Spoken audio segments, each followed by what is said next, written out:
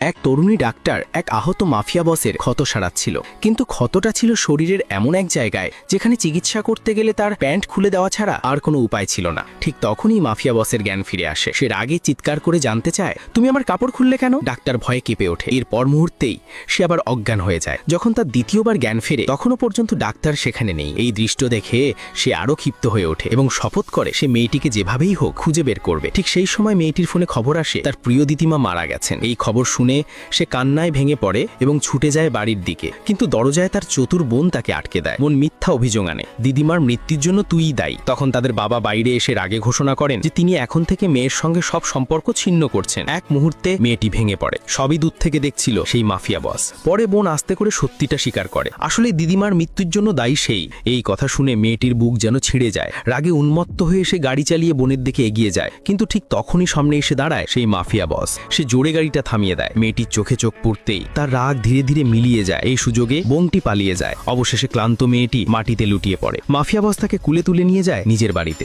জ্ঞান ফেরার পর মেয়েটি আবার কেঁদে ওঠে। দিদিমাকে হারানোর কষ্টে তার মন ভেঙে গেছে। তখন মাফিয়া বস তাকে জড়িয়ে ধরে বলে, আমি চাইলে তোমাকে প্রতিশোধ নিতে সাহায্য করতে পারি। প্রথমে মেয়েটি রাজি হয়নি, সে আর কোনো সম্পর্ক রাখতে চায়নি সেই লোকটার সঙ্গে, কিন্তু দিদিমার কথা ভেবে শেষ পর্যন্ত সে সম্মতি দেয়। এদিকে তার বাবা মা লোভে পড়ে একটা ভুয়ো উইল তৈরি করে। তারা ঠিক করে সেই উইল বোনের জন্মদিনের পার্টিতে সবার সামনে ঘোষণা করবে। যখন মেয়েটি এটা জানতে পারে সে রাগে বাবার মুখোমুখি হতে যায়, কিন্তু বোন আবার চতুরতার সঙ্গে সত্যকে বিকৃত করে সবাইকে বলে দিদিমার মৃত্যুর আসল কারণ এই মেয়েটি। তারপর বোন দিদিমার ছবি নিয়ে আসে এবং বলে সবাই তার সামনে কসম খাক। গোপনে সে তার বন্ধুদের ইশারা দেয় মেয়েটিকে শিক্ষা দিতে হবে। যখন সবাই তাকে ঘিরে ফেলে এবং মেয়েটি ভেঙে পড়ে হতাশায়, ঠিক তখনই সে ওপরের দিকে তাকিয়ে দেখে সেই মাফিয়া বস তার পেছনে দাঁড়িয়ে আছে।